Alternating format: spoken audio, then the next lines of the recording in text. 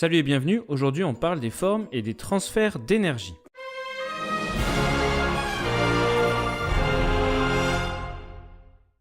L'énergie c'est une grandeur qui va avoir plusieurs effets possibles. Premier effet possible, c'est de produire ou de modifier un mouvement. Deuxième effet, c'est de produire un rayonnement électromagnétique, c'est-à-dire de la lumière. Et enfin, troisième effet, ça va être de pouvoir modifier la température d'un corps. Alors on distingue plusieurs formes d'énergie et pour cette vidéo on s'est appuyé sur les formes d'énergie qui apparaissent dans le programme officiel du cycle 4.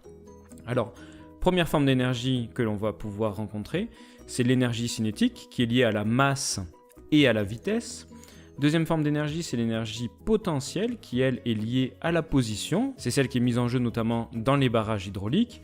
En effet, l'eau est en altitude, l'énergie potentielle stockée va pouvoir être récupérée en bas de la conduite forcée. Nouvelle forme d'énergie, c'est l'énergie chimique qui est liée à des transformations chimiques, c'est celle que l'on rencontre notamment dans les piles.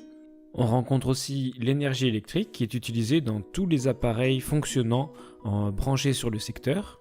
On rencontre aussi l'énergie thermique qui est liée, comme son nom l'indique, à la température. L'énergie nucléaire, elle, est liée aux réactions nucléaires, notamment dans les centrales nucléaires.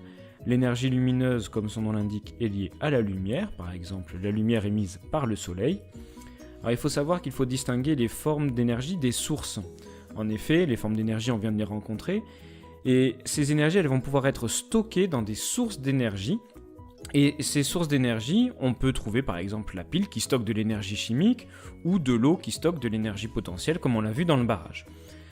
Ces énergies, elles vont pouvoir être transférées d'un système à un autre, par exemple par transfert thermique lié à la température, par travail mécanique lorsqu'il y aura un mouvement, ou aussi par travail électrique lorsqu'il y aura de l'électricité qui sera mise en jeu.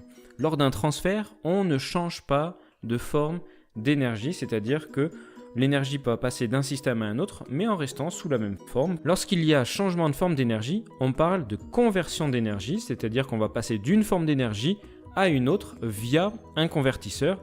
Et je vous engage à aller voir la vidéo dont le lien est en haut à droite qui traite des diagrammes énergétiques. Voilà, je vous rappelle que vous pouvez liker la vidéo, la partager sur les réseaux sociaux et vous abonner. À bientôt!